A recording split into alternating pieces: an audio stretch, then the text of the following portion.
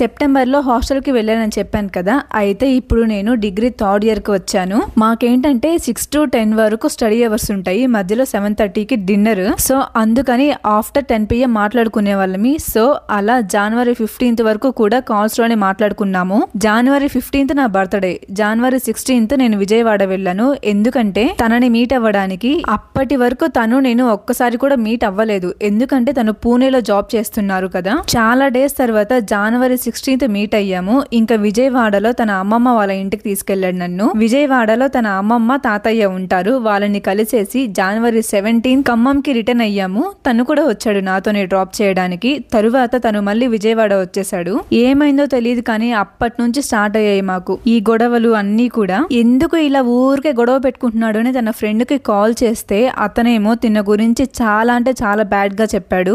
అలా చెప్పేసరికి నేను కూడా నిజం అనుకొని తినని చాలా తిట్టా. ఇంకా తిను ఎవరో థర్డ్ పర్సన్ వచ్చి ఏవి పడితే అవి చెప్తే నమ్ముతావా అని ఫిబ్రవరి నుంచి ఇగ్నోర్ చేశాడు నన్ను.